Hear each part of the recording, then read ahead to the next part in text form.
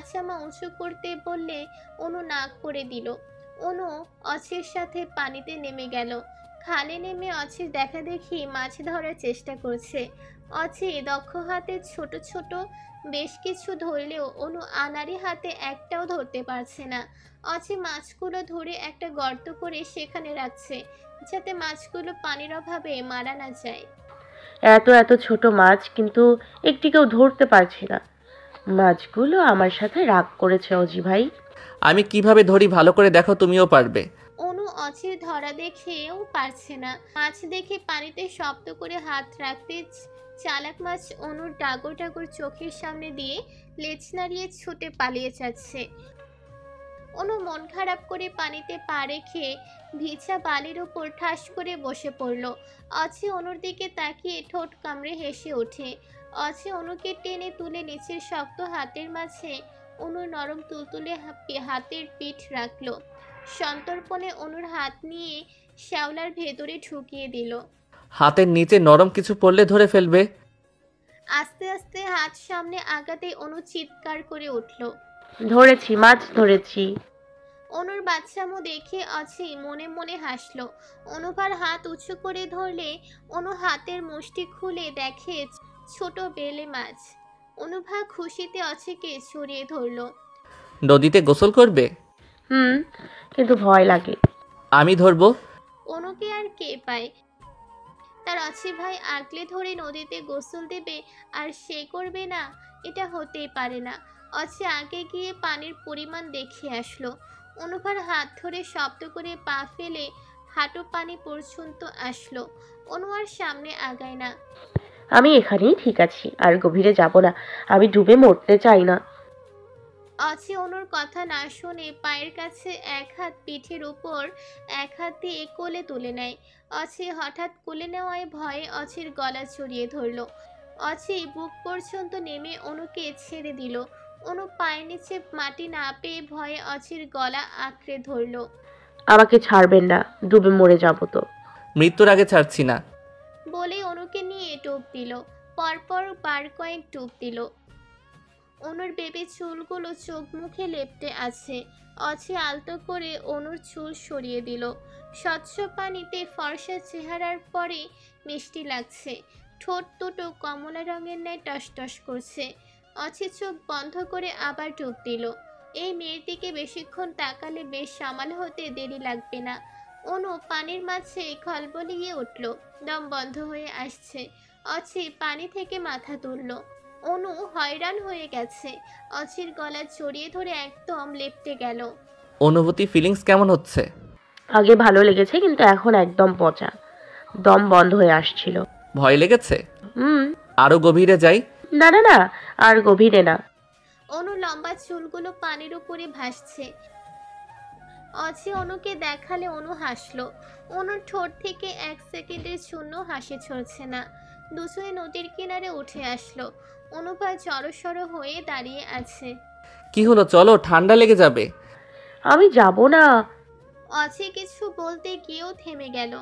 অনুভার জামা ভিজে যাওয়ার কারণে শরীরের সাথে লেগে গেছে।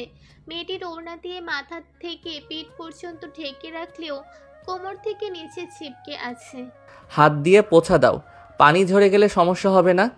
তাছাড়া পুরো এলাকা জুড়ে কেউ নেই আমার অনুকে দেখবে, আমিও দেখব না। ঘরের কাছে যেতে যেতে কাপড় অনেকটাই শুকিয়ে যাবে। অছির সামনে হাঁটছে। অনুভা ধীর পায়ে অছির পিছু পিছু ছুটছে। জামার পানি ছুঁয়ে ছুঁয়ে পড়ে ভিজে পায়ে বালি আটকে যাচ্ছে। হাঁটতে কষ্ট হলেও বিষয়টা এনজয় করছে। আজ প্রতিটি জিনিস নতুন অভিজ্ঞতা, নতুন অনুভূতি, যেটা কখনোই পাওয়া হয়নি। অছি অনুভার হাত ধরে নীল ত্রিপল দিয়ে ঘিরে দেওয়া একটা স্থানে আসলো। তখন ছেলেটা ত্রিপল দিয়ে এই জায়গা ঘিরে দিয়েছে অনুর গোসলের জন্য। অছি অনুকে নিয়ে ঘেরার ভেতরে ঢুকলো। অনু পানি দেওয়ার অদ্ভুত জিনিসটি দেখে অবাক হয়ে তাকিয়ে আছে। অছি চোখের ইশারে জিজ্ঞাসা করলো, কি এটা কি? জমিতে পানি দেওয়ার কল বলে নাকি যেন। এখান দিয়ে পানি কিভাবে পড়ে? অজি সুন্দরভাবে বুঝিয়ে দিল। আমি এখানে গোসল করব, কিন্তু জামা কোথায় পাল্টাবো? এখানেই। খোলামেলা জায়গা, কেউ যদি দেখে? আছে, আমি আছি তো। অনু বিড়বিড় করে বলে। নিজেও তো কম না। অছি ভ্রুকুচকে অনুর কি বিড়বিড় করে বোঝার চেষ্টা করছে। বিড়বিড় করে কি বলো? না, বলদের মতো চিকরাও কেন? আমি কখনো এমন জায়গায় গোসল করিনি। ফাঁকা মস্তিষ্কের রানী, এখানে গোসল করার মজাই আলাদা। নদীতে যে মজা পেয়েছো এখানেও সেরকম আলাদা মজা আছে। যদি আনন্দ পেতে চাও তাহলে এখানে গোসল করো। তোমার শেষ হলে আমিও করবো, আর যদি চাও একসাথেও করতে পারি। অছি ভেতর থেকে বেরিয়ে আসলো। মেশিনের দায়িত্বরত ছেলেটির কাছে গিয়ে মোটর দিতে বলে বাইকের কাছে গেল। বাইকের ব্যাক সিট থেকে একটা শপিং ব্যাগ বের করে আনলো। যদিও অছি নদীতে গোসল করার ইচ্ছে ছিল না, কিন্তু জমিতে পানি দেওয়ার জায়গায় গোসল করবে বলে অনুর আর ওর জামা আগেই ঢুকিয়ে রেখেছে। অছি জামা নিয়ে বাহির থেকে অনুকে ডেকে উঠল। অনু, হলো তোমার? না, এখানে কিভাবে শাওয়ার নিব দেখিয়ে দিন। অনেক পানি পড়ছে, বালতি মগ কিছুই নেই। অছি ভেতরে ঢুকে দেখে যেভাবে অনুকে রেখে বেরিয়েছিল সেভাবেই দাঁড়িয়ে আছে। অছি টান দিয়ে পানির নিচ দাঁড় করিয়ে দিল। অনু বাচ্চাদের মতো বিগ বিগ করে উঠল, নাকে মুখে পানি ঢুকে কাশতে লাগলো। অছি আহাম্মক বনে গেল। অনু, জামা পাল্টে বেরিয়ে আসো। অবাঞ্ছিত কিছু থাকলে পাশে রেখে দাও, আমি জায়গা দেখে ফেলে দিব। অছি বেরিয়ে আসলো। সিয়াম সাদার আয়মান এসেছে সাথে অনুর ব্যাগ নিয়ে। অছির সাথে সাথে কথা বলতে বলতে অনুভা হলুদের মাঝে পাথরের কাজ করা চুড়িদার পরে বেরিয়ে আসলো। হলুদ চুড়িদারের সাথে মেয়েটিকে ফুটন্ত পুষ্পের মতো লাগছে। আইমান, অনুকে খেতে দাও, আমি ফ্রেশ হয়ে আসছি। তারা খেয়ে গ্রামের উদ্দেশ্যে রওনা দিল। সারা খান রুমে বসে পান চিবোচ্ছেন। তিনি সচরাচর পান খান না, অনেক বেশি টেনশনে থাকলে পান খান। আহরাম খান ক্লান্ত শরীর নিয়ে রুমে এসে দেখে সারা খান আনমনে বসে আছে। সারা, কি হয়েছে তোমার? আরহাম খানের কথায় সারা খান তেতে উঠলেন। আপনার কি হয়েছে সেটা বলুন। আমার আবার কি হবে? অজির বিষয় মাথায় কেন নেওয়া হচ্ছে না আমাকে একটু বুঝিয়ে বলুন। অজি সম্পর্কে আমাকে জিজ্ঞেস করতে না করেছি? তোমার ছেলে কি করে না করে সেটা আমি কিভাবে জানবো? ওর বাবা আপনি ভুলে যাবেন না। তাছাড়া ওই বেয়াদব বিয়ে করে বউ কোথায় রেখেছে? আবার মেয়েটির পিছু কেন নিয়েছে? একবার ছোট মেয়েটির মন ভেঙে শান্তি হয়নি? অজি কোথায়? অনুকে নিয়ে গ্রামে গেছে। ওহো, শুধু ও? কি বলবো তুমি বলো, আমার কথা কি শুনবে? হাসালেন। যাই হোক, যা করার আমাকেই করতে হবে। আপনি কি জানতেন পাশের বাসাগুলো তাহেরার দেবর ভাসুরদের? হুম। ওরা সবাই সপরিবারে চলে আসছে, এখন থেকে এখানেই থাকবে। আমি চাইছি তাহেরার বড় ছেলের সাথে অনুর বিয়ে দিতে। ছেলেটাকে আমার পছন্দ হয়েছে। আমি তাহেরার কাছে প্রস্তাব নিয়ে যাব। আমার মনে হয় না করবে না, কারণ অনুর খালা সে। তোমার উগ্র ছেলের জন্য অনুর পিছু লাগলে কেন? একদম অনুকে কোনো ঝামেলায় জড়াবে না সারা। আমার মেয়ে যতদিন নিজ মুখে বিয়ের কথা না বলেছে তোমরা কেউ বলবে না। আমি ঝামেলায় জড়াতে চাইছি না, জন্য বিয়ে দিতে চাচ্ছি। তোমার কি মনে হয় আমি সারাদিন বাইরে থাকি জন্য বাড়ির খবর রাখি না? অজির পিছু তুমি লাগিয়েছিলে, অনু ইচ্ছে করে যায়নি। ও তো নাদান ছিল, তুমি লেলিয়েছিলে। আমার ভাইয়ের কলিজার টুকরাকে এক প্রকার চিনিয়ে নিয়ে খেলনা বানিয়ে দিলে সারা। ওর বিয়ের বয়স হোক, আমি দেখব কখন বিয়ে দেব। আরহাম খান রাগে থরথর করে কাঁপছে। আমি নিরার থেকে অনুকে ছিনিয়ে নিয়েছি? ভুল বলেছি? যখন মেয়েটা একটি বারের জন্য সাথে নিতে চাইলে তুমি অসুস্থ হয়ে গেলে। এমন যেন যে অনু ছাড়া মরে যাবে। মেয়েটি দেশের বাইরে একমাত্র সন্তানের জন্য চটপট করত। আয়াতের ভয়ে কিছু বলতে পারেনি। শেষ পর্যন্ত মেয়েটিকে কাছে রাখতে পারল না, একমাত্র তোমার জন্য। অনু ওখানে গেলে ওই দেশের কালচারে বড় হতো। আমি ফুলের মতো ফুটফুটে মেয়েটির জীবন জাহান্নামের দরজায় দিতে চাইনি। জানি তুমি অনুকে আদর্শ শিক্ষা দিয়ে বড় করেছ, কিন্তু মেয়েটি সারা জীবন তার পিতামাতাকে ভুল ধারণা করে গেল। সারা, আমি ছোট্ট করে বলছি, অনুর বিষয়টি আর মুখে নিও না। তখন আমার দ্বারা ভুল কিছু হতে পারে। ফুটফুটে মেয়েটি এখন থেকে আমার চোখের সামনে থাকবে সব সময়। তোমার ছেলে অজি বাচ্চা না। ও যা করছে হয়তো চিন্তা ভাবনা করে করছে। ওর দ্বারা এক চুল ক্ষতি হবে না, এটা তুমিও জানো। আরহাম খান রুম থেকে বেরিয়ে গেলেন। সারা খান জানেন সে আর রাতে বাড়ি আসবে না, খান বাড়িতে থাকবে, সাথে হয়তো আয়াস খানকেও নিয়ে যাবে। সারা খান দীর্ঘশ্বাস ছেড়ে রুম থেকে বেরিয়ে গেলেন। অনুভা, আয়েশা আর আরাবির সাথে ভিডিও কলে কথা বলছে। আবির সহ বাকিরা তাদের নতুন বাসা গোছগাছ করছে। তারা তো কল্পনাও করতে পারেনি যে বাড়ির সকাল সন্ধ্যা ছাদে উঠে দেখে সেটাই তাদেরই বাড়ি। আকিল চৌধুরী বাদে বাকি পরিবার আসছে। অনু পাখি, তোমার চেহারা এমন লাগছে কেন? আরুপি, ঠান্ডা লেগেছে। আমি নদীতে গোসল করেছি আরুপি, অনেক অনেক মজা হয়েছে। তুমি নদীতে গোসল করেছো? কোথায়? কোনো পুরুষ মানুষ দেখেনি? তুমি তো কোনো ছেলেদের সামনে মাথার কাপড় ফেলো না, তাই বলছি। একটা দ্বীপ ছিল, কোনো মানুষজন নেই আরুপি, আমি তো হাত দিয়ে মাছ ধরেছি। অনু, তুই আমাকে নিয়ে গেলি না কেন? তুই একা একা কত মজা করছিস, আর আমি ওই জঙ্গলিদের জন্য বাসায় এসে বসে আছি। জঙ্গলিকে? বড় বাবা তার অফিসের এতগুলো হায়দারবাদি দাওয়াত দিয়েছিল, তাই তো আয়মান ভাইয়া আমাকে আর আরুপিকে বাসায় রেখে গেছে। ছেলেগুলো এক নম্বরের লুটু ছিল, তুই থাকলে তোকে ওরা হাইজাক করতো নির্ঘাত।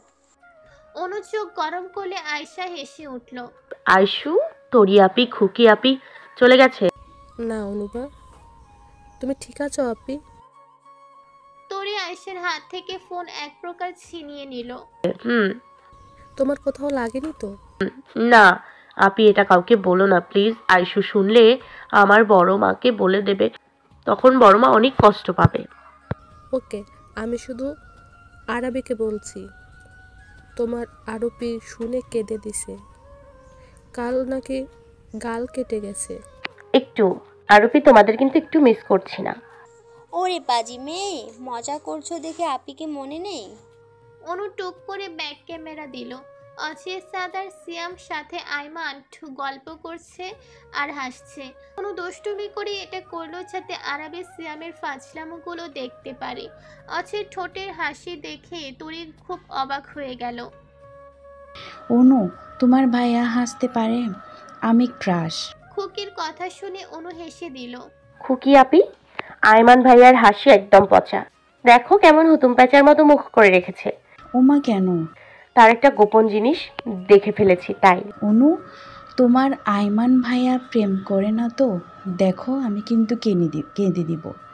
না, তবে একটা মেয়ের উপর ক্রাশ খেয়েছে। আয়মানের চোখে জল তুলে নিব আমিও। ও চোখ দিয়ে শুধু আমাকে দেখবে আর কাউকে না।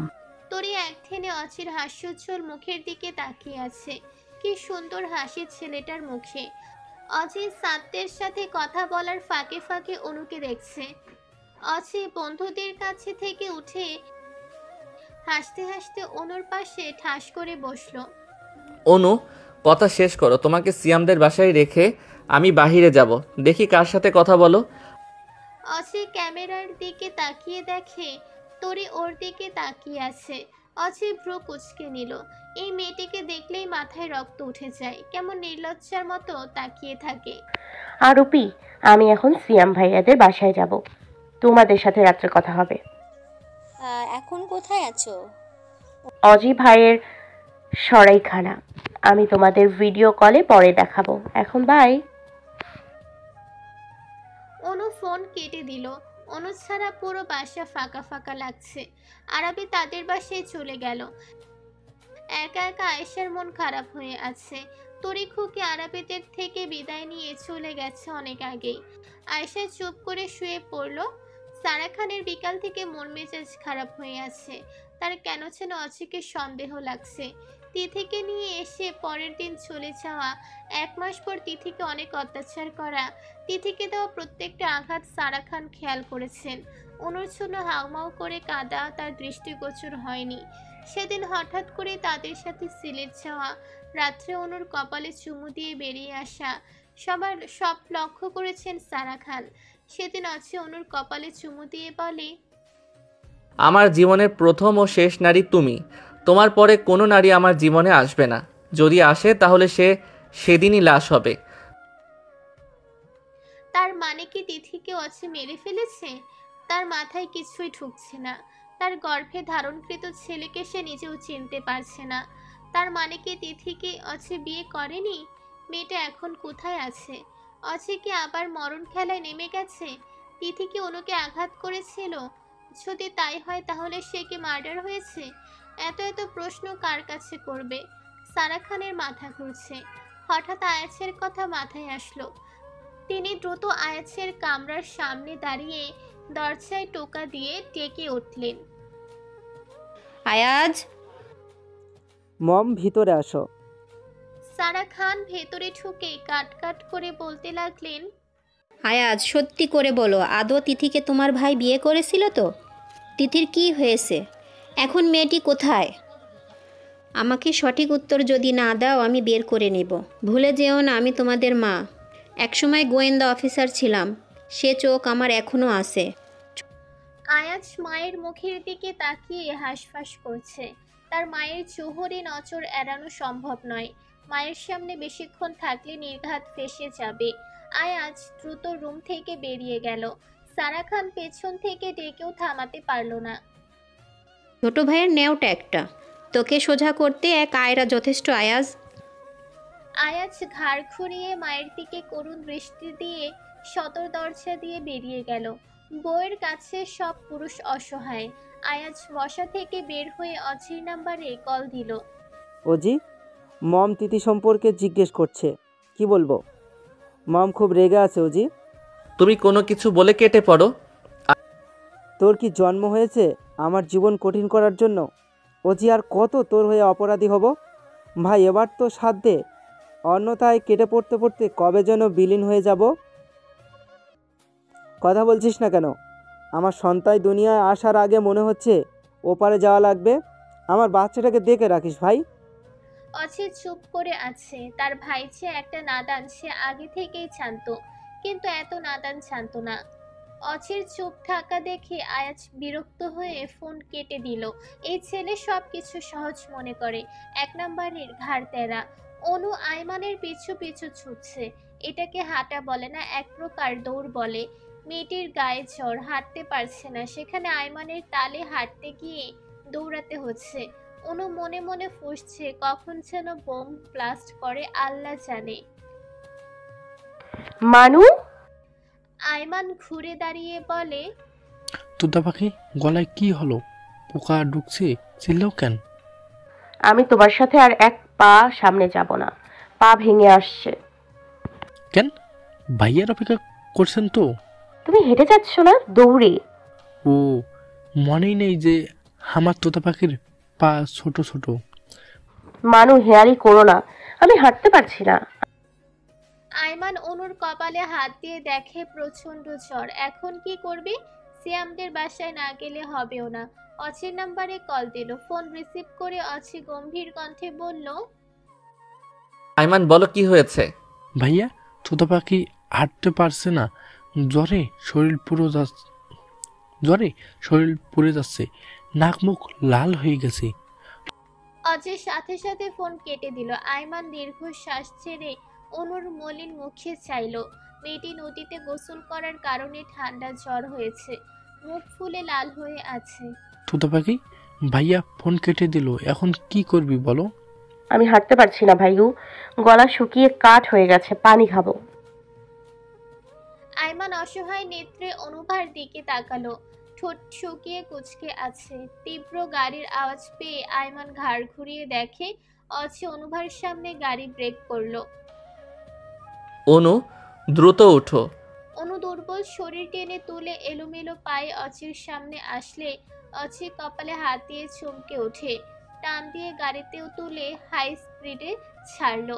অনুকে সোজা হাসপাতালে আনলো। গ্রামের সরকারি হসপিটালে সিয়ামের বন্ধু বসে, নাম ডক্টর আদনান। অচি সোজা আদনানের কেবিনে ঢুকলো। আদনান অচিকে দেখে হাত বাড়িয়ে দিল হ্যান্ডশেক করার জন্য। স্যার, আপনি? তোমার রোগী নিয়ে আসছি। অনুর দিকে তাকিয়ে বলল। মেয়েটির ঠোঁট লাল হয়ে মৃদু কাঁপছে। ডাগর ডাগর ভাসমান চোখ দুটো কালো মনির চারপাশ লাল হয়ে আছে। আদনান অনুর দিকে এক পলক তাকিয়ে অচির গম্ভীর থমথমে মুখশ্রীতে তাকালো। নদীর পানিতে গোসল করেছে, ঠান্ডা জ্বরের ওষুধ দাও। স্যার, আপনার মতো এত দক্ষ ডক্টর।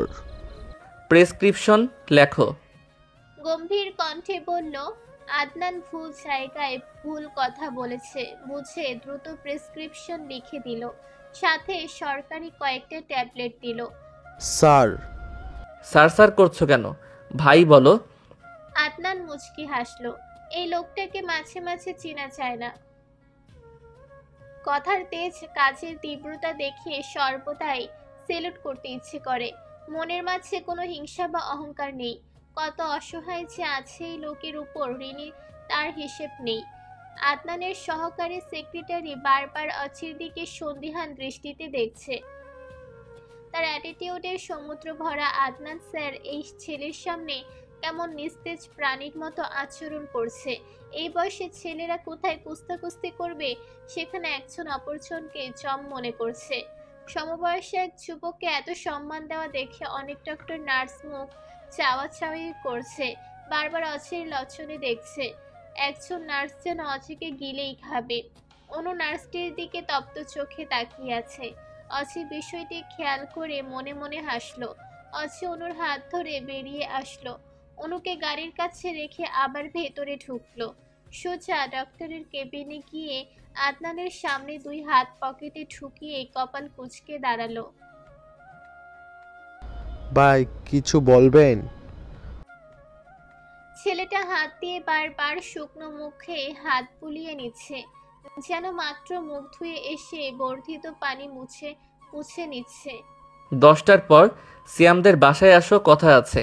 1 মিনিট দেরি হলে ভালো হবে না? অচি কথা শেষ করে কয়েকটা পেপার নিয়ে তুফানের মতো বেরিয়ে গেল। অনু চুপ করে গাড়ির উপর হাত রেখে হসপিটালের গেটের দিকে তাকিয়ে আছে। অচি অনুর কাছে আসতে একটা ছায়া সরে গেল। অনু ভেতরে যাওয়ার সময় অনুকে দেখে রাখার জন্য একজন নার্স আড়ালে রেখে গিয়েছিল। হসপিটাল সরকারি হলেও অচির অনেক হাত আছে এখানে। হাতে গোনা 5-7 জন ছাড়া অচিকে কেউ চেনে না। যখন আসে তখন প্রোটেকশন নিয়ে আসে। মুখে মাস্ক থাকাতে কেউ অচির চেহারা দেখেনি। মাগরিবের আজান অনেক আগেই হয়েছে, এখনো নামাজের ওয়াক্ত আছে দেখে অনুকে নিয়ে সরাইখানা আসলো। হসপিটাল থেকে সরাইখানের দূরত্ব বেশি না। অচি দ্রুত উঁচু করে 3 রাকাত ফরজ আদায় করে নিল। অনু চুপ করে জানালার পাশে বসে মৃদু বাতাসে গাছের পাতা নড়াচড়া দেখছে। অজিত চুপ করে অনুভার পাশে এসে 2 হাত পকেটে পুরে দাঁড়ালো। ড্রয়িং রুমের সাইড দিয়ে আম গাছ, লিচু গাছ লাগানো। শীতের শেষ গাছগুলো ফুলে ফুলে ভরে যাবে। অচি পেছন থেকে শীতল কণ্ঠে জিজ্ঞাসা করলো, অনুভূতি খুব খারাপ লাগছে? হুম। একটু রেস্ট নাও, ভালো লাগবে। সিয়াম ভাইয়াদের বাসায় যাব না? তোমার জ্বর না কমলে এখন যাব না, সকালে যাব। এখানে মেলা হবে, কাল আমি যাব। কোনোদিন দেখিনি। কে বলল? আপনি তাতে রাগ হবেন? না, আইমান বলেছে। অচি অনুকে কোলে নিয়ে দোতলায় অচির রুমে আসলো। পরিষ্কার গোছানো পরিপাটি রুম। অনুকে শুয়ে দিল। কাবার্ড খুলে পাতলা টি শার্ট বের করে ভিজিয়ে নিল। ভিজা টি শার্ট দিয়ে অনুর মুখ ভালোভাবে মুছে দিল। দ্বিতীয়বার ভিজিয়ে এনে কপালের উপর ভাঁজ করে দিল। বারবার টি শার্ট ভিজিয়ে দিতে দিতে গায়ের তাপমাত্রা অনেক কমে আসছে। অচি উঠে কিচেনে ঢুকে অনুর জন্য মাশরুমের স্যুপ করে আনলো। অনুভা অচেতনতার মতো পড়ে আছে। অচি 2 বাহু ধরে তুলে খাটের হেড সাইডে হেলান দিয়ে বসিয়ে দিল। অনুভা চোখ বন্ধ করে আছে। অচি টুপ করে অনুর কুচকানো ঠোঁটে ওষ্ঠ ছুঁয়ে দিল। অনুভা চট করে চোখ খুলে অচির মলির মুখের দিকে দেখলো। অচি 1 চামচ স্যুপ মুখের সামনে ধরলে অনু মুখ কুচকে সরিয়ে দিল। অনু, ওষুধ খেতে হবে, খেয়ে নাও। ইচ্ছে করছে না। কাল মেলায় যেতে চাও তো? অনু চোখ খুলল। অচি চোখের ইশারায় আবার জিজ্ঞাসা করলে অনু উপর নিচ মাথা নাড়িয়ে হ্যাঁ বলল। তাহলে খাও। জ্বর ভালো না হলে কিভাবে যাবে? অনু কয়েক চামচ অনেক কষ্টে গিলল। আর দিয়ে না, বমি হবে। অছে স্যুপের বাটি সরিয়ে রাখলো, অনুকে ঔষধ খাইয়ে দিল। অনু অবাক হয়ে দেখছে তার অছি ভাইকে। সে কখনো কল্পনাও করেনি অছি মানুষের সেবা যত্ন করতে পারে, তাও এত নিখুঁতভাবে। এই লোকটাকে রাখতে হতে দেখেছে শুধু। এখন ঘুমানোর চেষ্টা করো। আমাকে একা রেখে কোথাও যাবে না তো? এই বাসাটা কেমন ভুতুড়ে ভুতুড়ে লাগে, চতুর্দিকে নিকষ অন্ধকার। একা রেখে কেন কাউকে রেখেও যাব না, চুপচাপ ঘুমিয়ে যাও, তোমার কাছেই আছি। অছি আলমারি থেকে সিলভার কালার একটা ল্যাপটপ বের করে আনলো। খাটের হেড সাইডে পা ছড়িয়ে বসে অনুর ছোট্ট মাথা তার উড়োর উপর তুলে নিল। অনু সরে ছেটে ধরলে অছি আটকে দিল। এখানেই ঘুমাও, মাথা সরিয়ে নিলে তুমি ঘুমানোর পর সিয়ামদের বাসায় চলে যাব। অছির গাছ ছাড়া কথা শুনে অনু চুপ করে উড়োর উপরে পা রাখলো। এই লোকের বিশ্বাস নেই, যখন যা বলে তাই করে। ল্যাপটপ পায়ের উপর রাখলো। অনুর ঘাড়ের উপর দিয়ে এক হাত রেখে ল্যাপটপের কিবোর্ডের উপর রাখলো। অনু উসখুস করছে, কেমন লজ্জায় মেয়েটা গুটিসুটি মেরে আছে। কিবোর্ড টাইপ করার সময় লোমস্বাদ নড়লে অনুভার ঘাড়ে সুরসুরি লাগছে, কিন্তু ভয়ে কিছু বলতে পারছে না। অছি অফিসের কিছু কাজ দেখছে। অনুর খুশুর খুশুর নড়া দেখে অছি কিবোর্ড থেকে হাত সরিয়ে অনুর মাথায় রাখলো। অনু, ঘুম আসছে না? না। কোলবালিশ মনে করে এক হাত দিয়ে কোমর জড়িয়ে ধরলো, দেখবে ঘুমে আসবে। বালিশে ঘুমাবো না, মাথায় হাত বুলিয়ে দিচ্ছি, তুমি চোখ বন্ধ করো। অনু চুপ করে আছে। অছি নিচে এক হাত টেনে নিয়ে তার শক্ত কোমর পেঁচিয়ে দিল। পূর্ণ দৃষ্টি ল্যাপটপে রেখে আলতো হাতে মাথার চুল বুলিয়ে দিচ্ছে। অনু ফুসফুস করে শ্বাস ছাড়তে এক সময় ঘুমে তলিয়ে গেল। অনু ঘুমিয়েছে বুঝতে পেরে মুখ বাড়িয়ে মাথায় চুমু দিল। গায়ের ওড়নাটা একটু টেনে গলার নিচ থেকে সরিয়ে লকেটটি খুলে নিল। লকেটের পেনড্রাইভ ল্যাপটপে সেট করে পাসওয়ার্ড টাইপ করে এন্টার প্রেস করতে অনুর পুরো চেহারা মাখানো হাস্যোজ্জ্বল চেহারা ভেসে উঠল। আম খাওয়ার দৃশ্য অছি যতবার দেখতো চুপ করে একটা ছবি তুলে নিত। ৫-৬টি ফাইল আছে, তার মধ্যে থেকে ৩ নম্বর ফাইলে প্রবেশ করলো। ৩ নম্বর ফাইলে খলিলের সমস্ত কুকীর্তির প্রমাণ আছে, যেগুলো আয়াত খানার অছি মিলে সংগ্রহ করেছে। পেন্ডেন্টটি অছি অনুকে গবেষণা করে বানিয়েছে, যাতে কখনো খুলে না যায়। সেদিন শপে খুলে যাওয়াতে অনুকে না দিয়ে রাতের মাঝে ঠিক করে নিয়েছে এই লকেটের মাঝে বড় বড় নেতাদের কুকীর্তি সেভ করা। এটা সযত্নে রাখার জন্য আয়াত খান অনুভার গলা বেছে নিয়েছেন, কারণ অনু কখনো একা বের হয় না, সর্বদাই গায়ে ওড়না পেঁচিয়ে রাখে। অছি খলিলের কালো দুনিয়ার মাঝে নতুন একটা দুনিয়া তৈরি হয়েছে। সেটা হলো অনাথ শিশুদের নিয়ে টোকাই বানিয়ে তাদের দিয়ে ড্রাগ সাপ্লাই করা। অনেক সময় দেখা যায় বাচ্চারাও জানে না তারা কিছু প্রমাণ নিতে গ্রামে এসেছে। এখানকার কিছু বাচ্চাকে খলিল এতিমখানায় দেওয়ার জন্য নিয়ে গেছে, যেটা বর্তমান আদনানের আওতায় আছে। অচে কাজ শেষ করে আবার অনুভার গলায় পেন্ডেন্টটা পরিয়ে দিল। মাঝে মাঝে এটা খুলে কাজ করেছে, বোকা অনু ঘুণাক্ষরেও টের পায় না। সিলেট থাকতেও কয়েকদিন গিয়ে কাজ করে সেরে এসেছে, মেয়েটি একটুও টের পায়নি। অচে অনুর মুখের দিকে পলকহীন তাকিয়ে আছে। ঠান্ডায় মেয়েটির নাক বন্ধ হয়ে গেছে। নাক দিয়ে নিঃশ্বাস না নিতে পেরে ঠোঁট গোল করে মুখ দিয়ে ফুসফুস শ্বাস ছাড়ছে। অচে মুখ ভরে বাতাস টেনে অনুর মুখে ফু দিল। অনু মাথা ঝাঁকিয়ে চোখ মুখ কুঁচকে বিরক্তির শব্দ করলো। অচে মিটিমিটি হাসছে অনুর অবস্থা দেখে। ঘুমন্ত মেয়েটিকে ছোট্ট খরগোশ ছানার মতো লাগছে। অচে একটু নড়লেই হাতের বাঁধন শক্ত করছে, যেন একটু ঢিল দিলেই পালিয়ে যাবে। অচে টান দিয়ে কোলে তুলে নিল। অনু প্রশস্ত শক্ত কোলে গুটিয়ে গেল। বন্ধ হওয়া নাক অচির বলিষ্ঠ বুকে কয়েকবার বিড়ালের মতো ঘষে দিল। অচে অনুর মুখে বুকের সাথে চেপে ধরল। দরজার পরপর কয়েকবার টোকা পড়ল। অচের চোখ লেগে আসছিল। টোকার শব্দে তন্দ্রা কেটে গেল। গলা উঁচু করে ভেতরে আসতে বলল। সিয়াম আর সাদ হুড়মুড় করে রুমে ঢুকে চিল্লিয়ে কিছু বলতে ধরলে অছি ঠোঁটের উপর আঙুল দিয়ে চুপ করতে বলল। সাদ অছির কোলে তাকিয়ে লাচুক হাসল। সিয়াম বিড়ালের ন্যায় গুটি গুটি পায়ে অছির কাছে এসে দু হাত দিয়ে গাল টেনে ধরল। ফিসফিস করে বলে,